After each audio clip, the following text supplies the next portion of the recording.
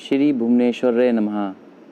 नमस्कार मित्रों, आज हम लोग दूसरी महाविद्या पर चर्चा करेंगे जिनका नाम है तारा। तारा महाविद्या महाविद्याओं में द्वितीय स्थान पर आती हैं।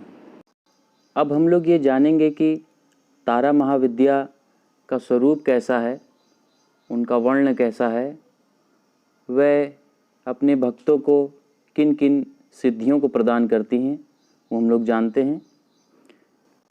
काली और तारा देखने में समान हैं, दोनों ही भगवान शिव के ऊपर अपना पैर रखे हुए खड़ी हैं, जबकि काली को काला बताया गया है और तारा माता को नील वर्ण में बताया गया है। दोनों भगवती का ये स्वरूप कम कपड़े पहनती हैं।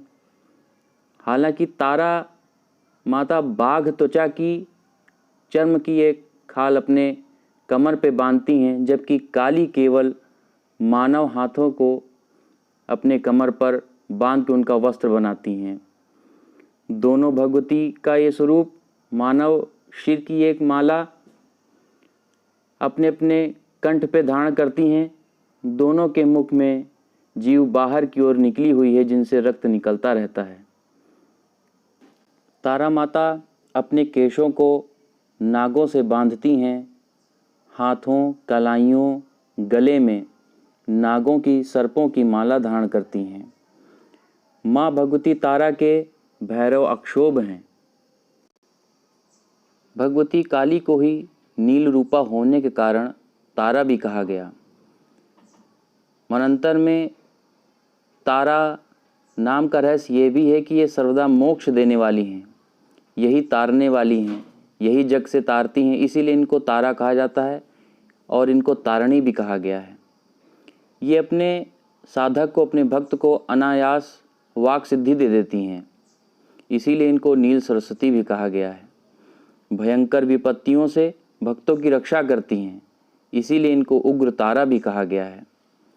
बृहन्नील तंत्र आदि ग्रंथों में भगवती तारा के विशेष रूप की चर्चा की गई है। हयग्रीव का वध करने के लिए इन्हें नील विग्रह प्राप्त हुआ था। ये शव रूप शिव पर आरूढ़ मुद्रा में है। भगवती तारा नील वर्ण वाली, नील कमलों के समान 3 नेत्रों वाली तथा हाथ में कैंची, कपाल, कमल और खड़ग धारण करने वाली हैं। ये व्याघ्र चर्म को अपने कमर में बांधती हैं और कंठ में मुंड माल धारण करती हैं। शत्रुनाश, वाक शक्ति को प्राप्त करने तथा मोक्ष की प्राप्ति के लिए तारा अथवा उग्र तारा की साधना की जाती है। रात्रि देवी की स्वरूपा शक्ति तारा महाविद्याओं में बहुत प्रभावशाली विद्या है। सिद्धि की अष्टधात्री देवी यही कही गई हैं। भगवती तारा के 3 रूपों का वर्णन प्रत्येक जगह मिलता है, जिनके 3 रूप इस प्रकार हैं: तारा, एक जटा तारा और नील सरस्वती। तीनों रूपों के रहस्य, कार्यकलाप और ध्यान परस्पर भिन्न हैं, किंतु ये भिन्न होते हुए भी सब एक हैं। इन तीनों रूपों की अलग अलग चर्चा मैं अपने आगे आने वाले वीडियो में आपसे बताऊंगा कि ये तीनों का स्वरूप कैसा है, इनके सिद्धियां क्या हैं, इनके उपासकों को ये क्या क्या सिद्धियां देती हैं। भगवती तारा की उपासना मुख्य रूप से तंत्रोक्त विधि से ही की जाती है। भारत में सर्वप्रथम महर्षि वशिष्ठ ने तारा की आराधना की, इसीलिए तारा को वशिष्ठ आराधिता तारा भी कहा जाता है। वशिष्ठ ने पहले तारा की आराधना वैदिक रीति से प्रारंभ की, जो कई हजार सालों तक चलती रही, लेकिन उन्हें कोई भी सफलता ना मिली।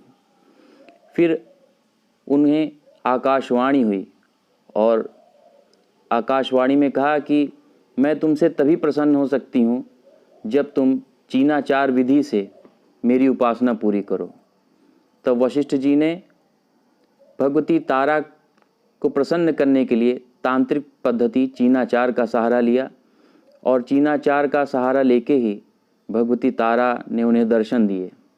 कहा जाता है वीरभूमि जिला पश्चिम बंगाल में भगवती ने वहाँ पे उनको दर्शन दिया और वहीं वशिष्ठ जी ने उनका मंदिर बनवाया जो आज भी वहाँ पर स्थित है। विपदाओं में पड़ा मनुष्य अपने कर्तव्यों का पालन नहीं कर पाता क्योंकि उसको उस समय समझ में नहीं आता है कि वो क्या करे, वह अपनी विपदाओं का नाश कैसे करे। तो ऐसे असहाय मनुष्य को जब अन्य देवी देवता भी अपनी शरण नहीं देते हैं तब माँ जगदम्बा आदिशक्ति तारा उस मनुष्य की रक्षा करती है। माँ तारा को भगवती विपदा हारिणी भी कहा गया है। वे अपने भक्तों के कष्ट के निवारण के लिए सदैव तत्पर रहती हैं। माता की उपासना विशेषकर साधकों के ज्ञान, विज्ञान, सुख संपदा की प्राप्ति के लिए की जाती है। वह तांत्रिक साधक शुभ मुहूर्त में तीनों महारात्रियों में इनकी पूजा करते हैं तथा विशेषकर शमशान शिव मंदिर में एकांत स्थल में इनकी पूजा संपन्न की जाती है। वैसे घर में भी इनकी पूजा अलग कमरे में पूर्ण की जा सकती है। महातारा की साधना सूर्योदय के समय स्नान आदि से निवृत्त होकर इनका उपासना किया जाता है। माँ की पूजा सामान्यतः 3 प्रकार से होती है, सात्विक, राजस एवं तामस। ये सभी विधियाँ पात्रों की साधना क्षमता अनुसार उनके गुरु द्वारा प्रदत्त की जाती है।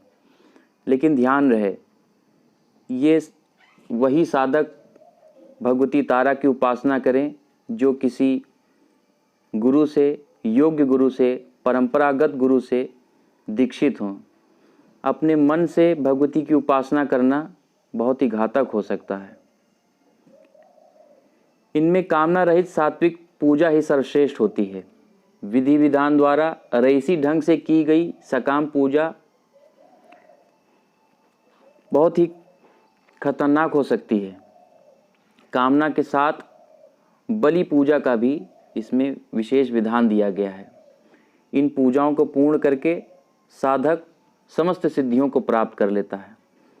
इनका मुख्य पूजन की शुरुआत वामखेपा जी ने शुरू करी, जो पूर्ण रूप से वाम मार्ग को आगे बढ़ाने वाले हैं।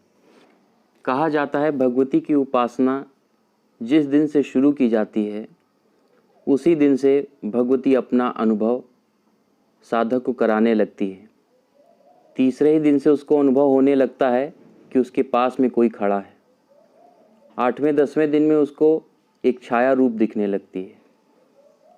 15वें दिन तक उसको ये छाया एक औरत के रूप में पूर्ण रूप में दिखने लगती है।